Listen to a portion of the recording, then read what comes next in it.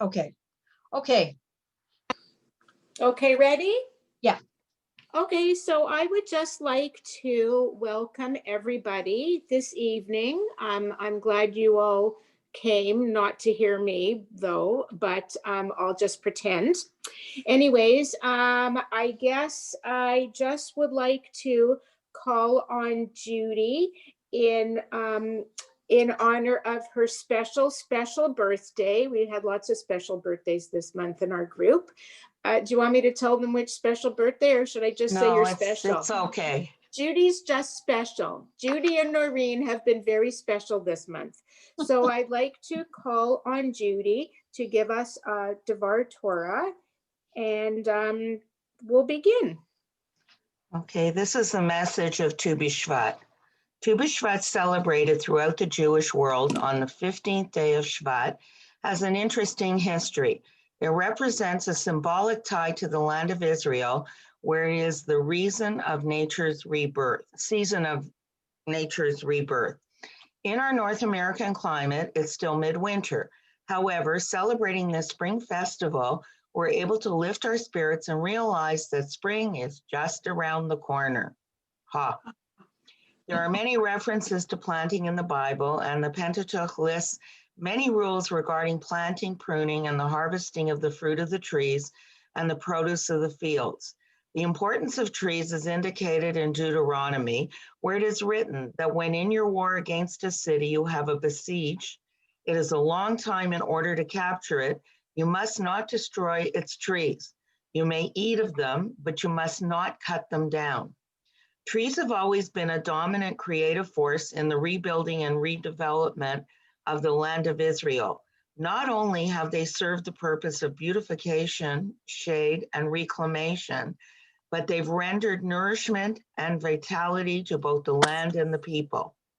But there's another lesson to be learned from Tu B'Shvat, taught in the familiar Talmudic story of the Emperor of Hadrian, who met an old Jew planting a carob tree, which does not attain maturity for 70 years.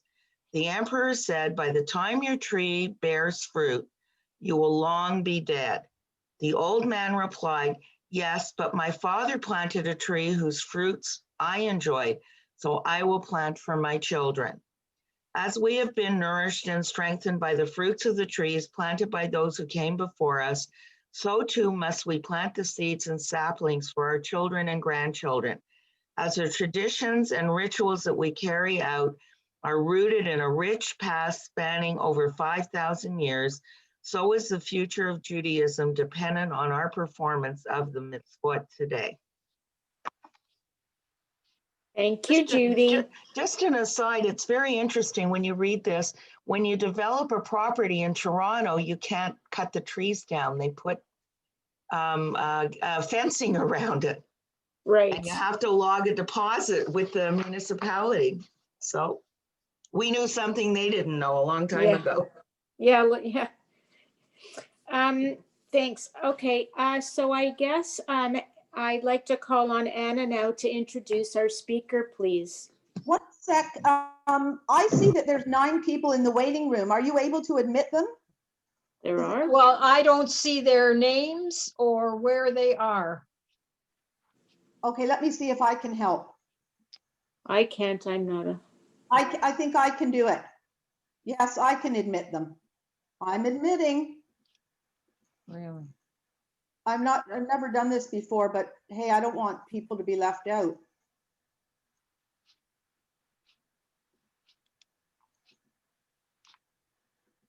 I hope I've admitted everybody. Well, I hope so. Thank you. I think we're okay now.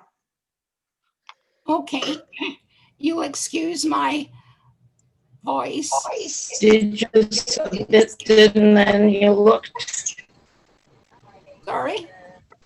Then did you look to see?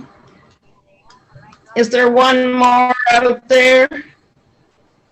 I don't think so. But I'm going Sybil's in the weight room. I can't see anybody now. Well, don't worry about it. We have this problem all the time. Okay. I would like to introduce Phyllis Taylor. Now, Phyllis sent me this biographical sketch quite a long time ago. So this is all pre-COVID, all the things that Phyllis did pre-COVID. So for over 20 years, Phyllis taught lawyers and support staff at Macmillan LLP, a high-profile international law firm. In this role, Phyllis delivered at least 100 computer courses, having personally authored each user guide. In 2008, still teaching at Macmillan, Phyllis began competitive public speaking and has won numerous national awards. Being highly driven and in an effort to enhance her expertise, Phyllis then attended Ryerson University to study journalism, George Brown College to study adult education, and the University of Toronto to study philosophy, thus advancing herself as a thought leader. Nowadays, when Phyllis isn't speaking, writing, delivering, or attending courses, she can be found counseling others in her capacity as a certified life, wellness, and mediation coach. Phyllis says her ultimate professional pride is her current position with the Ministry of Ontario, where she delivers motivational speeches at several of our Ontario prisons. Phyllis has commanded the largest prison audience in Ontario and has won awards for her dedication, innovation, and inspirational work. Coaching and counseling marginalized people while guiding them on their healing journey is what Phyllis calls making her dream a reality. So please join me in welcoming Phyllis Taylor to Beth David Women.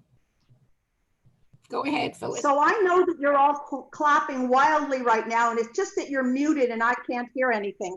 But I do want to thank the women of Beth David, the sisterhood.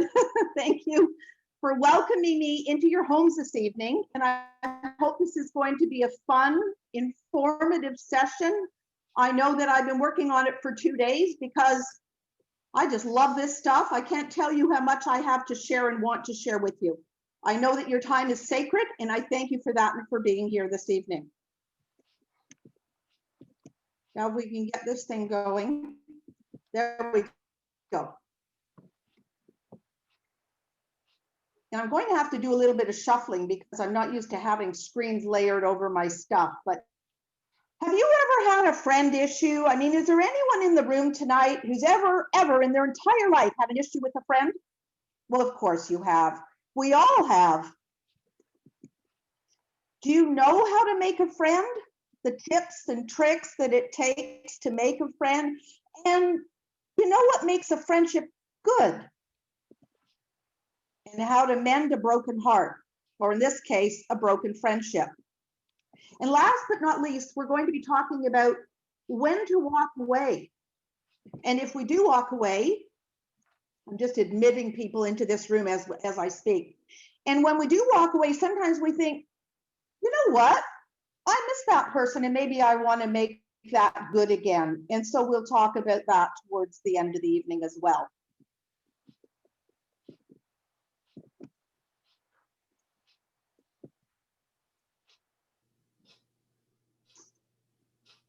This is what I want to say to my friends that are here this evening.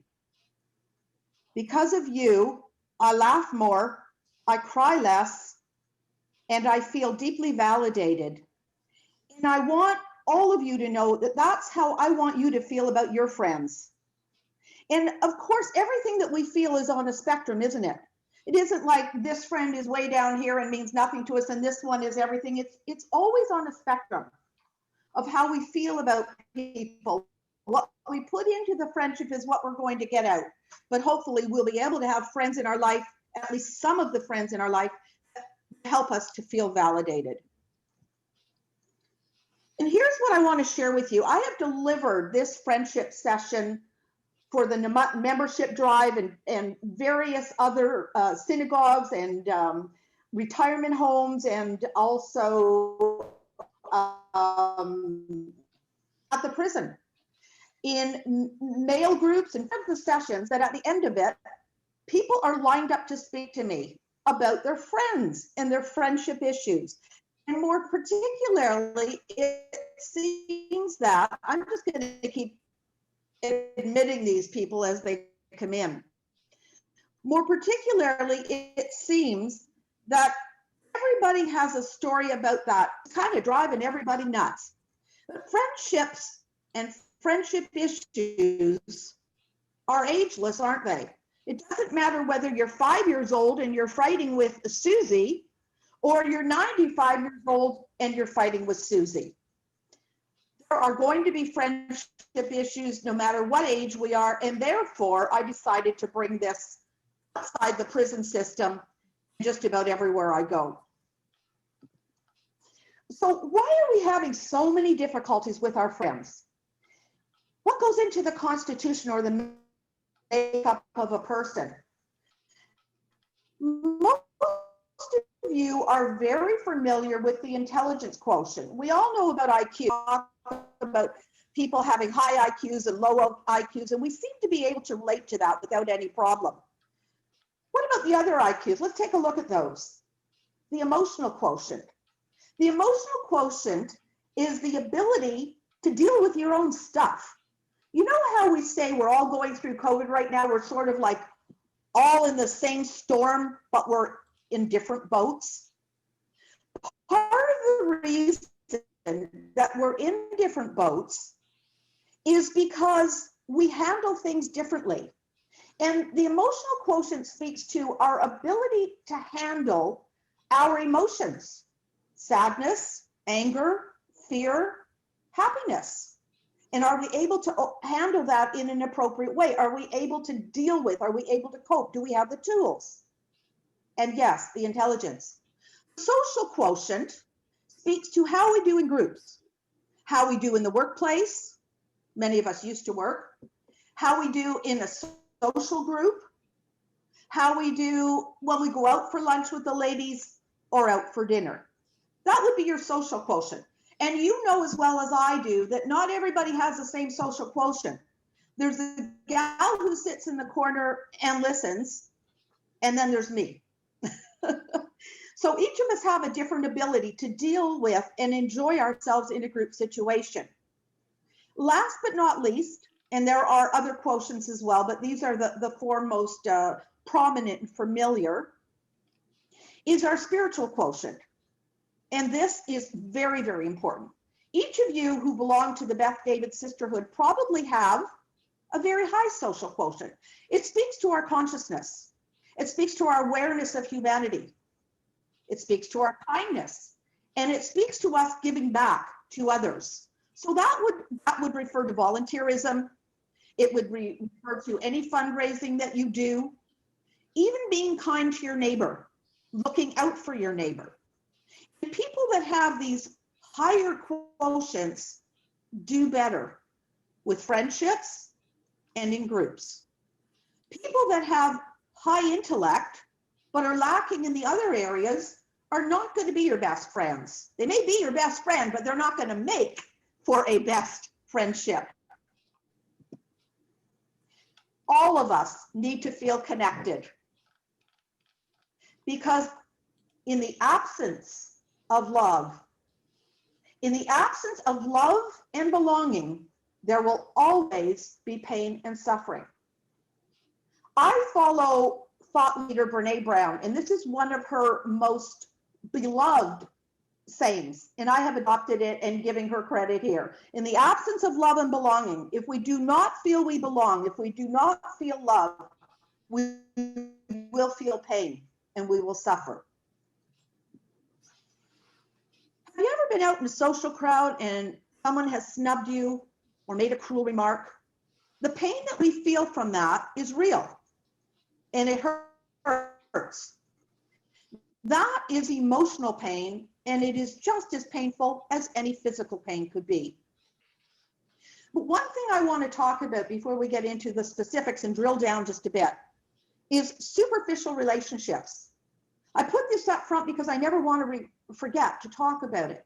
Superficial relationships are when you go out with someone who maybe you've just met for the first time and you're talking about the weather. Let me tell you what I think about the weather. There's nothing worse to talk about. And when I'm dealing with my men in prison, we talk about new beginnings, making new friends, having a fresh start, dating for the first time. And I say to them, let's not talk about the weather. When you get to that Tim Hortons moment and you're sitting down post-COVID with someone on that first date, talk about something that matters. Talk about your opinion, your feelings, and even your past to some extent. Factors for feeling connected. What makes us feel connected through other people and with other people? Our focus. If we are admired by everyone and we feel popular and we feel good about ourselves and we feel that we belong and we fit, and then there's that one person who just doesn't seem to like us, doesn't seem to get us, doesn't want to have anything to do with us. Well, if we focus on that one person instead of all the beauty and abundance that we have in friendships, we're still going to feel rejected. We're not going to feel good. So the idea is to take the focus on what is negative and put it on what is positive. I'm sure I'm not telling you this for the first time, but it does speak to us when it concerns friendship as well. It is not just about having positive and negative thoughts, but it's on where we focus our thoughts as well, even as it pertains to a group or a friend. The antidote for loneliness, I mentioned yesterday that in the, I mentioned about 2 minutes ago, the antidote for loneliness is intimacy. And it's intimacy and only intimacy that provides a sense of belonging. So I want to say, know your needs. We talk about making friendships. Are you interested in athletics? Are you artsy? Or are you rooted in recipes? So we always want to make friends with someone who likes to go to the theater with us and maybe enjoys the same kind of plays, the same kind of music, the same kind of art, the same kind of groups. We all seem to need a group. Many of us seem to feel a group makes us feel good and it makes us belong. And I think that there's lots of evidence in the room tonight with the women of Beth David. There's a group that sprang up just recently out of COVID. I guess it goes back to March or April. And the name of the group is Creative Cooking During Corona. Some of you that are in the room tonight might even be familiar with it. We are motivated to belong to groups because it's the groups where we get our sense of belonging and self-worth that we can only get from group membership. And I suspect that some of you that are in the room tonight are members of multiple groups because it feels good. So choosing a friend, I hope you're enjoying my graphics because these are fresh off the press today. Let's talk about choosing a friend and what makes a good friend. Friendship's an interesting kind of deal. There's no signed agreement, there's no commitment, there's not even a verbal commitment in most cases. It's just a non-committal kind of give and take. And it's just what each person wants to and is willing to put in and what the other one is willing to put in and then take out. So what makes a good quality in a friend? I'm sure this is not shocking. You've heard this before. Non-judgmental people. You know what? It's easy to talk about it. It's not always as easy to find. Whether it's your hairdo or your socials, a friend doesn't judge you. I don't want to be hearing over and over again, why is this red and why is this blue? And why are we going outside or why are we not going outside? Because I really think that we're all big girls and it's up to us to decide what we're doing and why we're doing it. A lot of that is going around right now with COVID. Have you noticed? People that are taking a look at what everybody else is doing and where they're going and how much of it and kind of not saying anything, but it's kind of all going on. We don't know. We don't walk in other people's shoes. Genuine. She talks to you, not about you. She comes to you when an issue arises, straight to you, and not all around speaking about you to others, but to you. I'm sure you can appreciate that one. Acceptance. With this friend, and what makes a good friend is you can be your authentic self. And if you're in the mood to be silly, you can be silly together. And if you're in the mood where you need someone to go deep and have that deep, meaningful conversation that's full of insight, then she's there for that too. Also, you could have different viewpoints, but that's exactly what rounds out your relationship. I know right now that times are very contentious, and I don't even want to use the T word. I don't even want to talk, and I don't talk about politics, but I do know for a fact, and have even gotten caught up in it mildly, is how divisive times are right now. And it's not necessarily that we have to be Americans to discuss American politics. I'm sure that you all would agree with that. So the idea is that we can have different viewpoints, but that we need to respect other people's. And in expressing our viewpoints, I think that it's really important to be able to express our views and have different views, and maybe even critique someone's view without critiquing them. Trust. Your secrets and confidences stay put. No exceptions. It's not, well, I'm only telling you, but. Because the minute somebody says, I'm only telling you, but, let me assure you, it's not you, but. There's lots of you, buts. Respect. She won't always agree with you, but she will always respect your opinion. And I think that goes for the political thing that I mentioned just a moment ago as well. Don't judge my choices. I can't see my screen actually, without knowing my reasons, I suppose.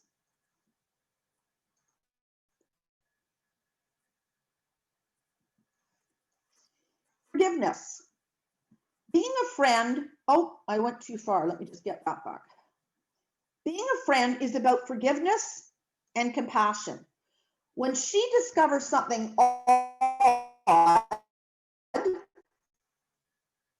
does she go to judgment or does she go to empathy?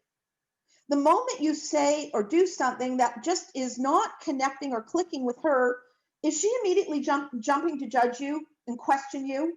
Or is this a person that is listening and trying to figure out the facts and the feelings and supportive with a nice dose of empathy? Speaking of support, she's there when you need her. So this is obviously a two-way street with every one of these qualities. It's something that we strive to be. She's there when you need her. Without the inspiration of friends, many of us would not have the courage to accomplish our goals. And I remember back to the time about a decade ago when I left, and it's a long story, my law firm, and through a series of events, which maybe I will talk to you ladies about at another time, ended up deciding to work in the prison system. Well, I can't tell you what my girlfriends had to say about that. There was a divide. There were those who thought, oh my God, you're going to be in danger. How could you do such a thing? And why would you do it for free? I mean, who volunteers at a prison? And there were those that said, oh my God, what a fit. I don't think they meant I belong in prison. I think that they were trying to say that I could do some motivational speaking in the prison system. In any event, if we don't have some support from some people, we don't necessarily meet our goals because we feel very discouraged. So that's important too. Dependability, promises and paths. Keep your promises. This is so critical. People take this too lightly. I'll call you tomorrow. I'll send you an email. I've got that recipe for you. Do you ever get it? Sometimes we do. And you know what? When someone says, I'll send you a recipe, I bet you know who you can count on. I bet you know who's going to get off the phone and send it to you, and who says, I'll send you that recipe, and you won't see it. And I see some of you smiling. And who can we count on? We know who we can count on. It's interesting, isn't it? If we can't count on these people for a recipe, they start to lose credibility, reliability, and integrity. When I say while I'm talking to them, because I know I'll forget, or I'm making a note, because my credibility matters to me. And when I say I'm going to do something, regardless of the impact or however minor it may be, I want to know that that person can count on me. Be consistently punctual.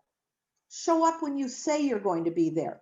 I can't think of anything worse than going to meet someone at 1 o'clock for lunch and they show up at 1:30. It's not because I'm hungry. It's because my time matters. Doesn't yours? And when someone says, I'm going to see you at 1 o'clock and it's just the two of us, I kind of think that my time is not being respected unless that person isn't there with me at the agreed upon time. Not to say that somebody can have an occasional hold up. Traffic happens, all kinds of things happen. I'm victim of that. We all are. But when it is consistent, it starts to matter and we start to make a mental note. They say, studies show that approximately 1 in 5 people are consistently late and that it's a very hard habit to break. I think it's more difficult than breaking the habit of eating Miss Vickies for people who are chronically late. Good listeners make great friends. I have to tell you that until I entered public speaking competitions, I had no clue how to listen. I was always good at speaking, but I had no experience in listening until I had to listen to other people speak. But it is a great quality. It is a great quality to be able to communicate, but it's an even better quality to be able to listen to someone else because they need that. Listening to the issues is part of it. Considering the facts and the feelings is the biggest part. When someone is telling us something, we want to be listening to the facts they're telling us, but I'm always kind of thinking, well, how does that make you feel? Where did that put you emotionally? How did that impact on you? Because I care about you. So give advice on request. I'm still working on that one. That's a toughie. For those of us who care so much and want to be helpers, because we're born to be helpers and we just want to keep making it out good for everybody, when they tell us a problem, we give them advice. But you know what I've learned? That everyone wants the freedom to make their own decisions because we're all big people. And so a lot of times people just want us to listen. And although I'm challenged by it, let me tell everybody in the room, I'm working on it and I'm a work in progress too. So listening is a discipline. Listening doesn't come just easily to everybody. A lot of us are working on that. Some of us do it quite well. But just like exercise and giving up Miss Vickies, learning to listen is a discipline too. Good listening skills. Now, what would those be? Phrasing back, paraphrasing back what we've heard. I do that all the time, even when I'm talking to my partner. So what you're telling me is blah, blah, blah, A, B, C, because I want to make sure I got it right because I got to record this stuff. You just never know. I'm just admitting someone here again. Asking for questions to clarify. So did you mean that this is what we're going to be doing tomorrow? Clarifying. And state what you think, what you feel, what you sense. I'm sensing that you're not happy about this. Would you like to talk about it more? Be aware of your body language as you're listening. You know, having your hand on your hips and listening like this is just not that cool and doesn't exude warmth. And it doesn't make the person want to go on and continue and go deeper. So we want to be aware of our body language, even as we're listening to others. Something like what you exude if you were on a job interview. You know what? Way back when. Be open-minded, non-judgmental. Whoops, let me just move my screen. I have to keep moving it. And discuss options. That person is presenting an issue to you. You might want to wait for them to fully finish. And once you've paraphrased it back and asked questions for clarification, present a couple of options, not by way of guidance, not necessarily directing them or telling them what they should do, but more gentle wording like, well, I wonder if you've thought of this, or one time I had this issue and here's what I did. I wonder if that would work. Above all, validate her feelings. If this gal is coming to you with a problem that really matters to her, it may not be something you find important, but let's make darn sure that we are validating how she is feeling and that what she is telling us matters not only to her, but to us as a friend who cares about her. If your friend is in crisis, which would speak to if she's threatening to end her life, hurt herself, or hurt someone else, call 911 and stay with your friend until help arrives. Sometimes people aren't just calling you because they want to discuss something, but they're actually in crisis. And I've had it happen where people have been speaking to me and years ago, before I was a little more formally trained, wasn't aware that they were as deep in trouble as it would turn out. So if someone is in crisis, I just want to reiterate this. And of course, this is, what I say in the prison system all the time, reach out and tell somebody, make sure that somebody knows. And if this is your friend speaking to you, call 911 and stick around.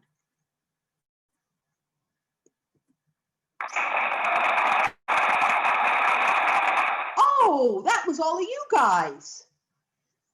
Humor. I sure hope that when you have a friend that you enjoy and call a dear friend, that you are having fun, sharing laughs, and actually being silly, because we all deserve that. We all deserve to be our authentic self and be able to just lay it out there and be silly and have laughs, and that is really healthy.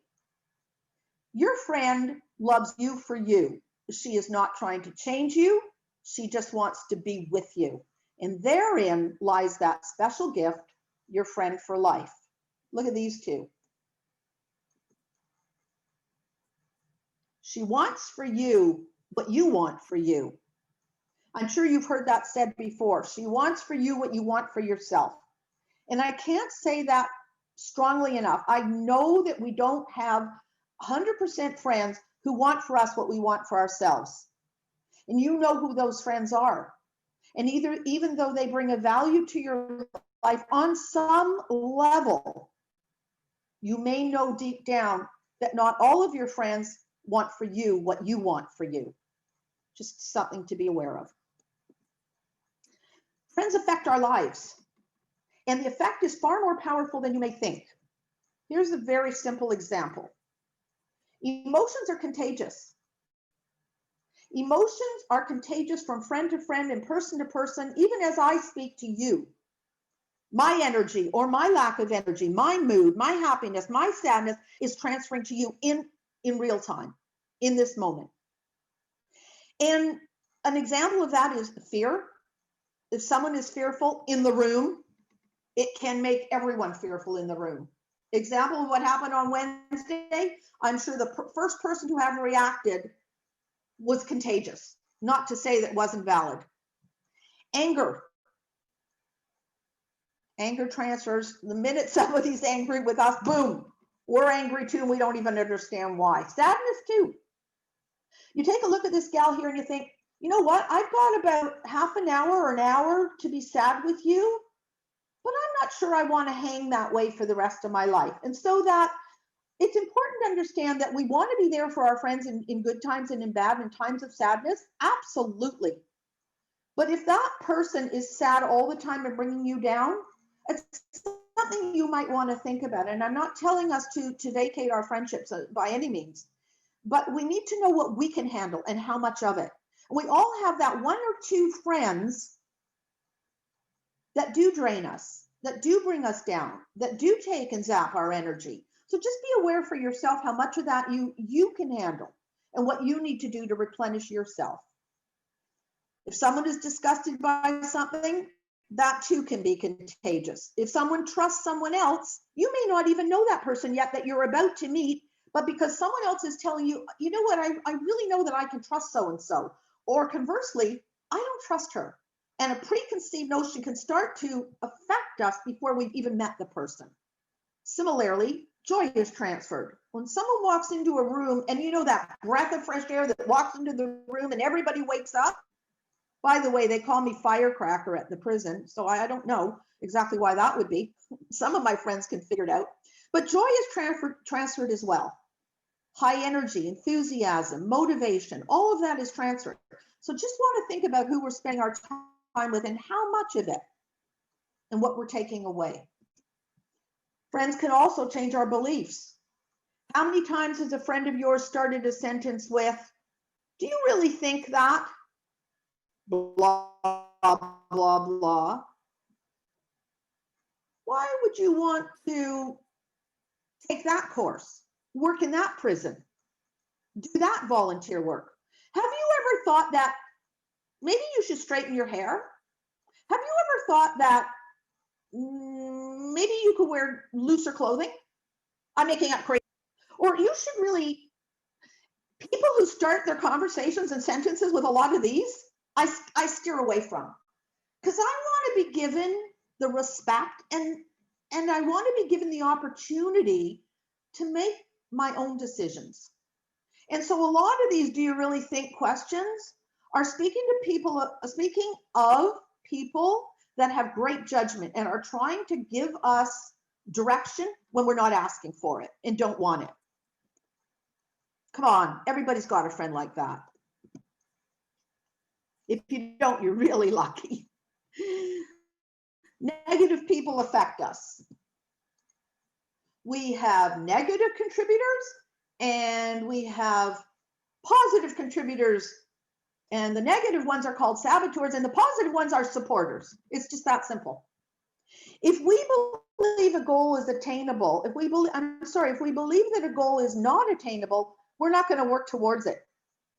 Even the most educated amongst us, the most privileged or capable people, are not going to reach their simplest goal if they don't believe that they can do it. I'm really pretty sure I can't sing like Barbara Streisand, so I'm not going to try. But I'm pretty sure I can speak, so yeah, I'm going to try. And let me tell you a little story about negative and positive people. I remember a couple of years ago, I was going out for coffee with a group of women, and I was a donut girl back then. I was the coffee and donut girl. I mean, if I could eat 2 donuts and no one was watching, I would do it. And in that particular time, I decided to give up the donuts and see if I could lose about 3 pounds, maybe 10. And I sat down at the table without any donuts that time, with just that black cup of coffee. And my friend said to me, and I'll never forget it, "Where's your donuts?" And, you know, I'm thinking, yeah, sure, what? And I'm trying to control myself because I realize what's going on. And she says, yeah, sure, until the next time. Just quietly said, well, the next time what, Susan? She says, the next time someone puts a donut in front of you. And you know what?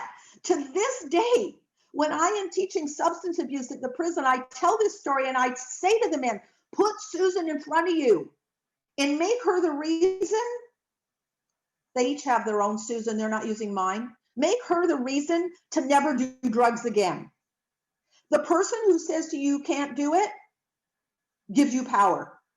Let that person be in your face and put their picture on your fridge or wherever you have to do, whatever you have to do, to let them give you the power to never do it again and to make them wrong.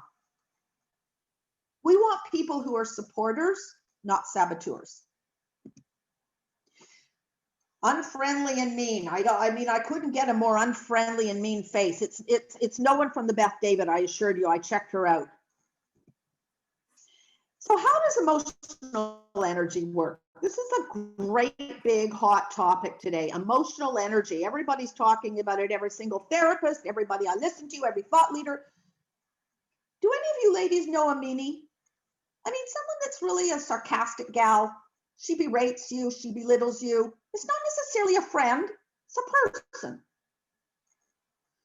Why are some people unfriendly and mean? Every event that we experience in our lives, in our entire lives, charges us with either positive energy or negative emotional energy. We will all have energy coming out of this session tonight. Some of you may feel negative energy, and some of you, I hope most of you, are going to experience positive energy. Energy has to be released.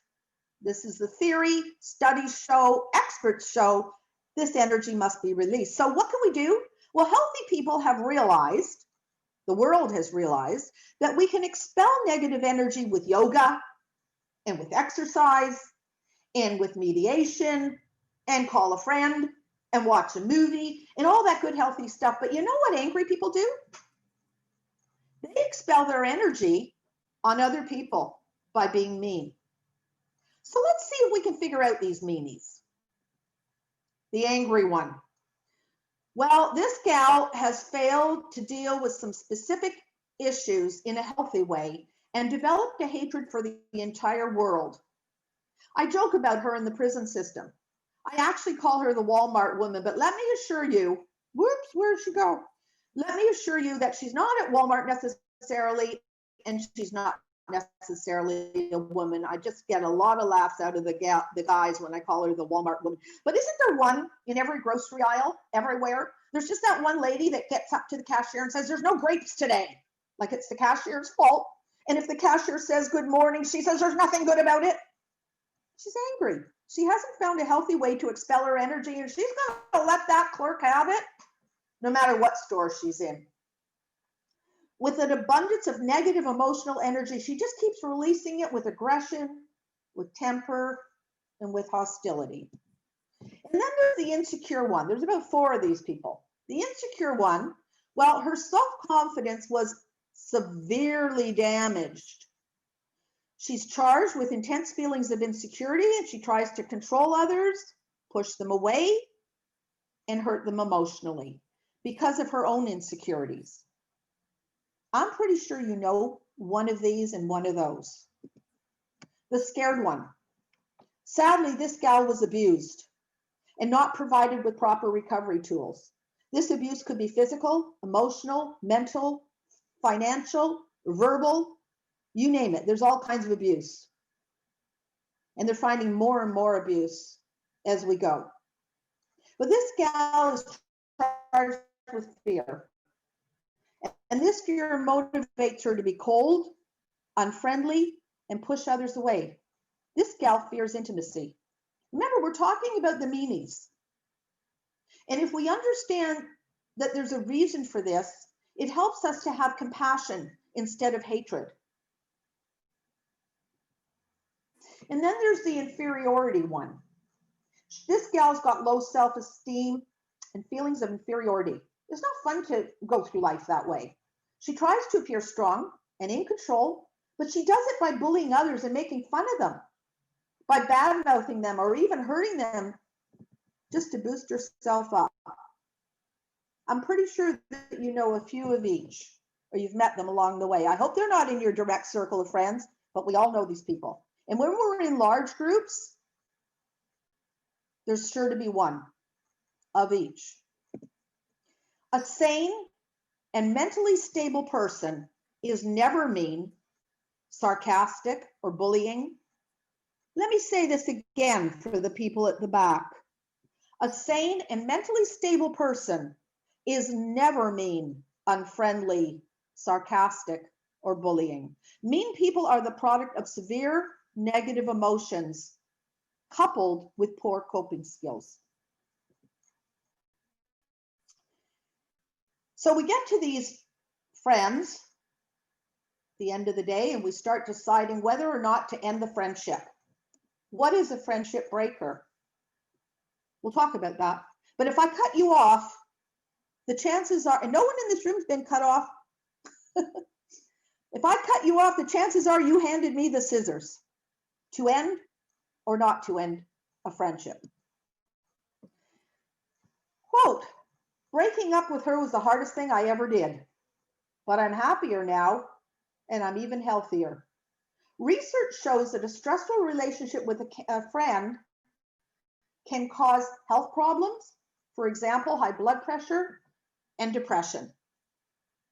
Be aware that an argument, a betrayal, or just a gradual decline in closeness Just a gradual decline in closeness can lead to an unhealthy relationship that's characterized or can be characterized with jealousy, with criticism, and being disappointed in that friend and in the friendship. Friendship breakers, the kinds of things that we want to consider on our 2021 friendship you gotta go list. And I hope we don't have too many of those, maybe none. Nevertheless, you might be speaking to a friend who's trying to make that decision tomorrow. So what might be a friendship breaker? The betrayer. She's the one who breaks your confidence or does something horrible behind your back. Does anybody in the room like that kind of gal? I didn't think so. But this speaks to trust, doesn't it? And trust is difficult, if not impossible, to rebuild. So when someone betrays your confidence or does something horrible that she doesn't want you to ever find out because it's done behind your back, that's going to make the 2021 breakup list.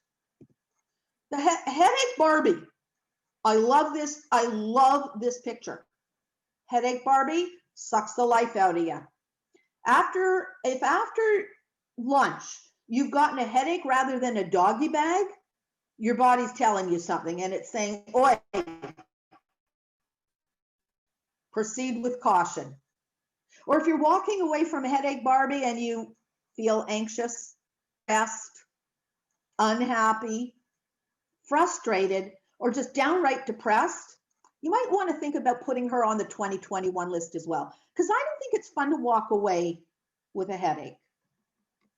But I'm not talking about once, I'm talking about every time.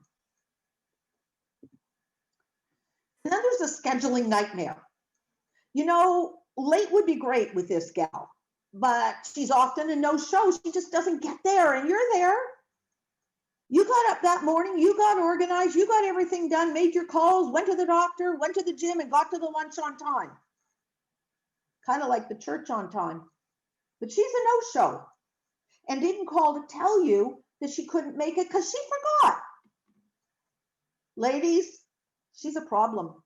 While canceling plans is annoying, this gal is sure to disappoint you emotionally too, because her life is so filled with toxic, just so big and busy and toxic that she can't organize her day to be there for you on any level.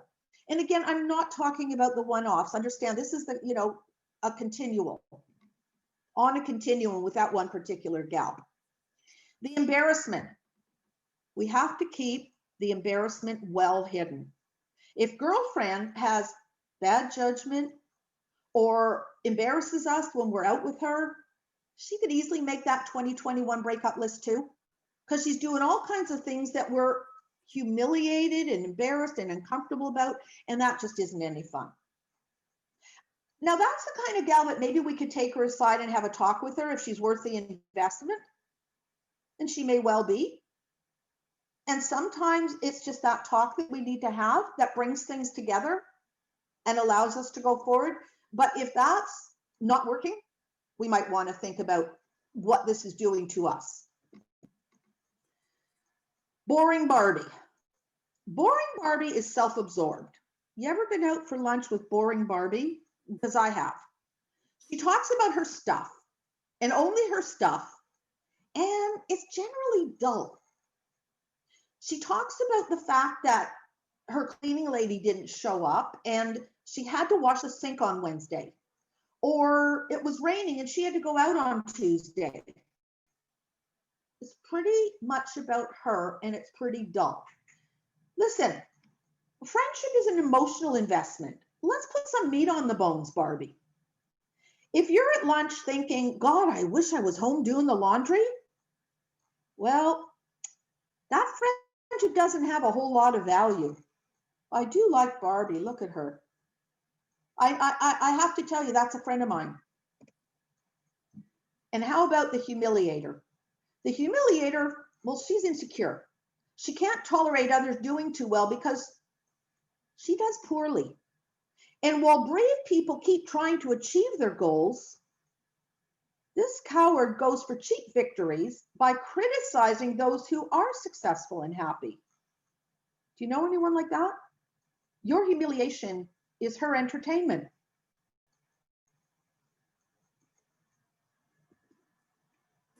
Jealous Barbie.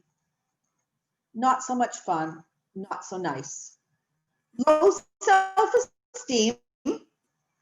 She hates that someone did what she can't do, or someone has what she can't have.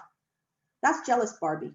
If you love yourself, surround yourself with confident people, because when they do better and they feel better, so will you. Inferiority. We all experience feelings of inferiority in some areas. Brave women use these feelings to motivate themselves to work towards their goals. But weaker women are going to try to put you down or bring you down. No one can make you inferior without your consent. Eleanor Roosevelt. Okay, growing apart. Most of us replace, I find this really interesting, but studies show, this is out of a study, that most of us replace half of our friends every 7 years. This has not been my finding in my own personal life. No, I've got friends that go back 50 years. If Judy's in the room, we go back 68 years. Judy, I saw you earlier. And I've got other friends, I mean, we go way back. Judy and I met when we were 3. But studies show that most of us replace half of our friends every 7 years. I don't know who was in the study, because I think that's fairly liberal in any event. Usually it's because we drift apart, but sometimes we just grow in different directions. I know that when I worked I had some pretty solid friendships on Front Street, but you kind of do drift apart when you're geographically separated and your lives go in different directions. That can happen. And breaking up is hard to do, isn't it? But not all friendships are meant to last forever. And you know what they say, some friendships are meant to last for a season or only a reason, and some are forever. Deciding to break up. You know, I talked about the 2021 list and the gals who could make the 2021 breakup list. Well, let's just talk about breaking up for a moment. If you have decided that it is time to break a friendship with someone, just make sure that you really mean it, that you really want to end it, and give that a lot of thought. That's not something you kind of do in a 24-hour period. That's something that really kind of evolves over time and comes to a very solid conclusion with a lot of hours of thought. Never break up when you're angry. It's not good to get a divorce that way either. So just make sure you really mean this stuff. You've given it a lot of time and a lot of thought. Be prepared to express yourself calmly and respectfully, and find the best time and the best place. Don't involve others. And don't ghost. Does everybody know what ghosting is? I just have to put on the gallery long enough to see the expression on people's faces. Oh, it won't let me. Does anybody know what ghosting is? I know you can't speak to me, but I will speak to you. Ghosting is when you just disappear.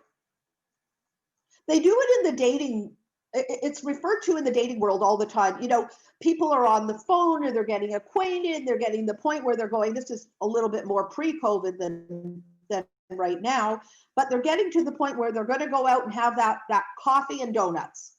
And then the person disappears. Well, we don't want to do that with friends. If we've made the decision after whatever years we've invested in that friendship, let's be ethical. Let's sit down and talk about it and not ghost. Don't just disappear. That's just not cool. You may miss aspects of the friendship, but remember, you did make the decision for a reason. But what if you made a mistake? What if you've broken up that friendship and 6 months later, a year later, even longer, you've thought, you know, I really still miss her. And although we had our difficulties and we couldn't see eye to eye on that one deal breaker, I think maybe we could revisit the friendship. We could regain the friendship and maybe redefine the terms on which that we would be happy together within that frame of a friendship. Allow, I hope some of you are getting a smile out of this. I just enjoy doing this so much. Allow time for the psychological wounds to heal. See, this is when Lucy was feeling bad about Ethel, and she just wasn't ready to make up with her yet.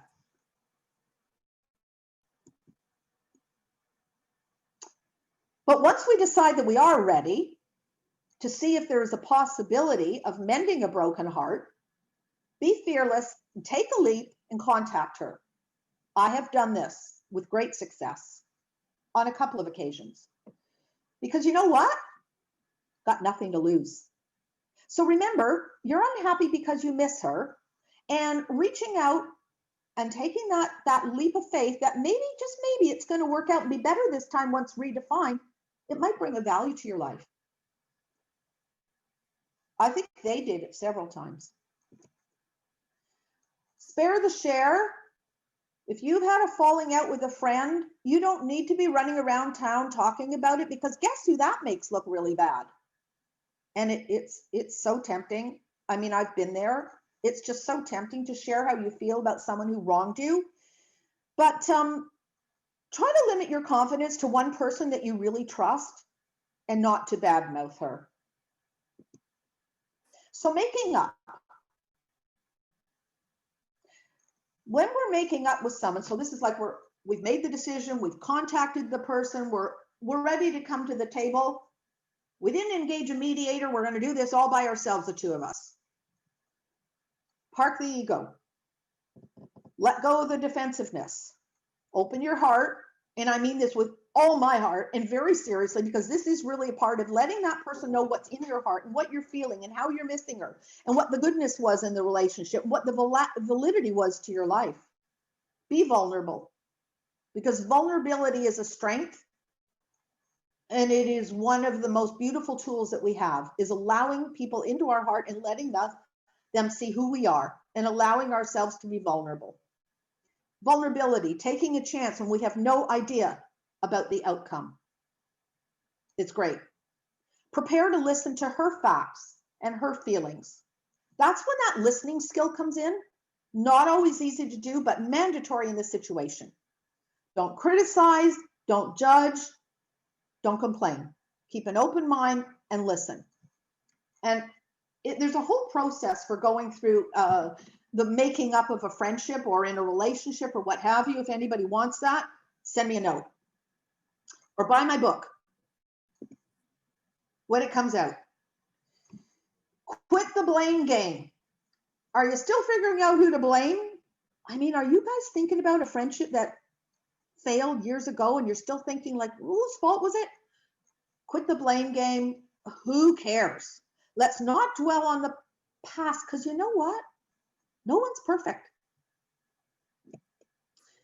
Visualize forgiveness. And this is important, because when we put our mind in the right frame, before we go into this, is before we go to that makeup meeting, imagine forgiveness on both sides and envision those misdeeds melting into nothingness as forgiveness fills your soul. It might sound very spiritual and hokey pokey, but the studies show that this works. The visualization of forgiveness is a wonderful tool in getting together and mending a broken heart. Apologize. A sincere and heartfelt apology promotes peace. Even if you don't feel at fault, the truth is that you both played some part in the altercation. Expect nothing. Because when we start to expect things, we have false expectations and it hinders the reconciliation. And if it doesn't work, be prepared to move on. Negotiating a reconciliation is about creating peace.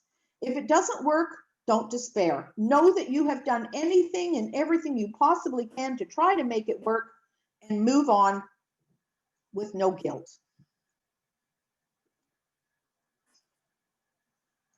The greatest thing about friendship mending is an opportunity to establish healthy boundaries. And remember, ladies, life is short. The clock is ticking. How about we go for it?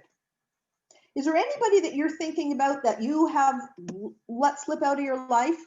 It doesn't have to be a falling out, but just someone you miss. Take that leap of faith call them tomorrow, because we all know the clock is ticking. Friendship, the secret to longevity. Experts in the field of happiness research compared the happiest amongst us to the least happy. And these people found that the happy group is highly social and possesses the strongest relationships. I hope that doesn't shock you, especially after what we've been talking about this evening. In fact, good social relationships are necessary in order for true happiness. Thank you. And that's a copy of my book cover. So I just thought I will now stop my share. And I don't know what we're like for timing, but questions, what do you ladies think? Oh, we're at about an hour. If Are we all you still have muted? questions and you'd like to unmute yourself and ask the question, feel free.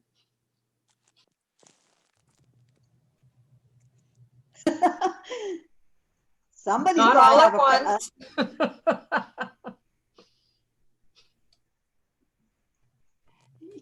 You've got Anna, do you lots, have friendship questions? lots of suggestions.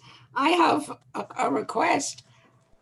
I have Yeah. lots of good friends, but every time I start to talk, they interrupt me. No. Hold on. How do, So how do I deal with that?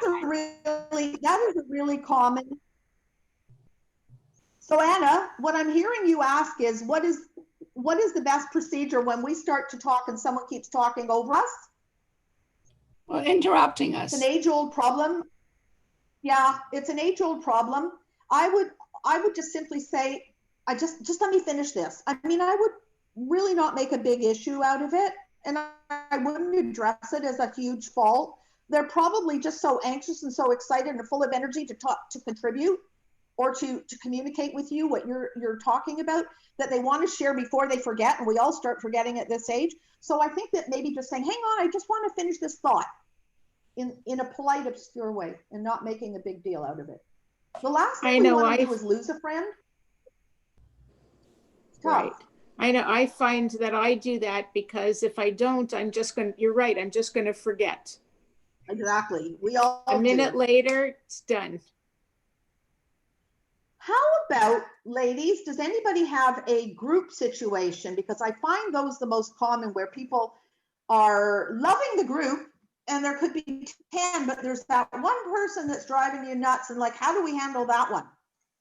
Does anybody have a situation like that? No. Nobody's in a group with that one situation?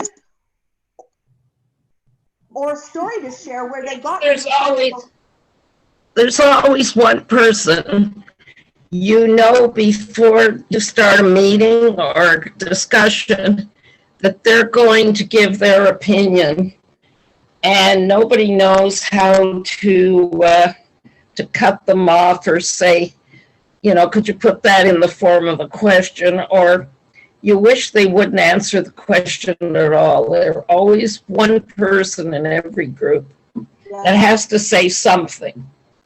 And I think it's healthy to wait for them. How do you get around that? Well, I think it's healthy to wait for that person. It's usually me. I think it would be healthy, Marion, to wait for that person to have a breath and then say, and I would like to add, I mean, we've all been in that situation. It's almost the same question and comment that Anna was making with the, you know, the over enthusiast, the person who just wants to speak and can't wait. And it's coming from a good place of wanting to share and excited and enthusiastic and full of energy. But yeah, it can be annoying because everybody wants to speak and have their turn. And I would just wait for them to take a breath and then jump in and say, and I'd like to add and have your turn. You know what? Those people who sit back and don't take the opportunity and think that they're waiting for that person to come to a full stop, it just ain't going to happen. So we have to look for those moments and opportunities without feeling stepped on or insulted or even challenged, and just jump in when it feels most appropriate. I think it's much easier in a group to do it for someone else. So rather than when it's happening to you, if the person does it all the time, let's say Anna's speaking and she cuts her off, you simply say, can you hold on a minute? I really want to hear what Anna has to finish with. I think that's a healthy approach too. I think that's probably a healthy approach too. I just wonder how the person you're speaking for feels, because I know for me, I'm gonna hold my own, because I have that, I guess what I have to call it is confidence to know that it's my turn and I have something of value to offer. And so if we feel that A, it's our turn, and B, we have something of value, we need the confidence to get in on that tiny break, although, it may just be a breath, and get in there and offer what it is that we want to share.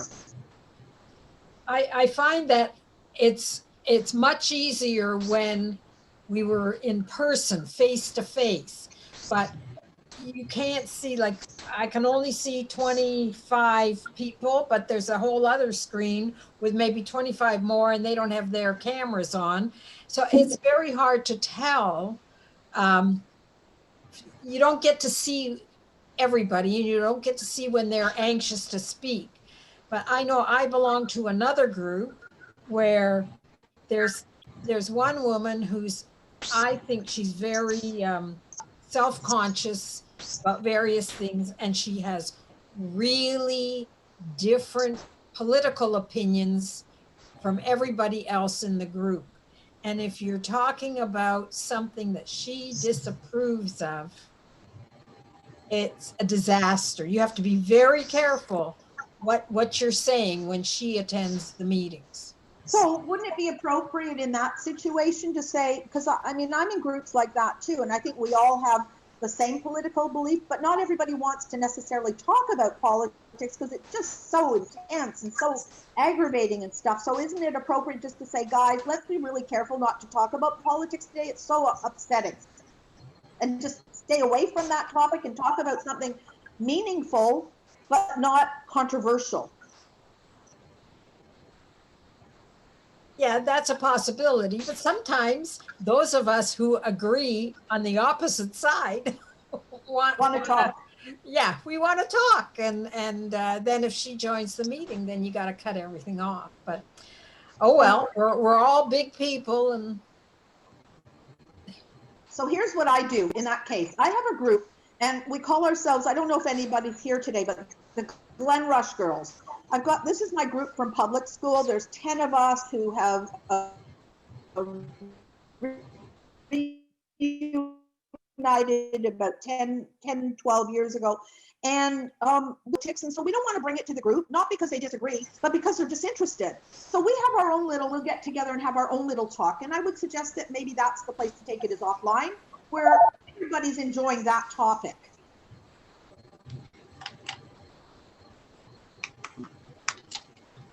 I think you're freezing, Noreen.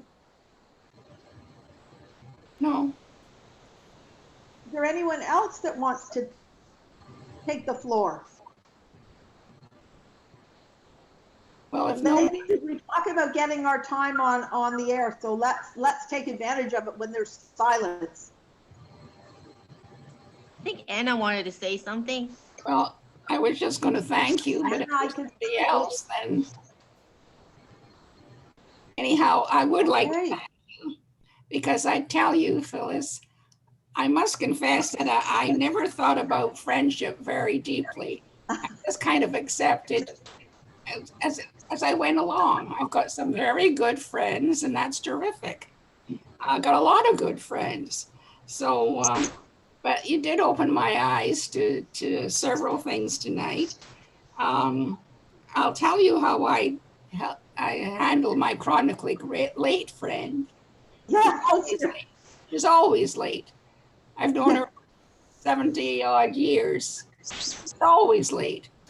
I just make the time earlier. I say, if I'm going to pick her up at 1 o'clock, if I'm going to pick her up at 1 o'clock, I tell her I'm going to pick her up at 10 to 1. She turns up 1 Does it work? o'clock, and I'm ready. That's the way Who I else, have. who else has a hack? Does anybody else have a friendship hack? So Any anyhow, things we do to get around it? so on behalf of the ladies, thank you very, very much for presenting today. Found it very interesting, and I'll see you in the hall. Okay, Anna, thank you very much. And thank you all for dropping by this evening. It's great to see so many familiar faces. It feels like it's my bar mitzvah. Take care, everyone. Stay safe. Thank you, Phyllis, too. Thank you, Stay well. Phyllis. Bye. Thanks. Thank you very much.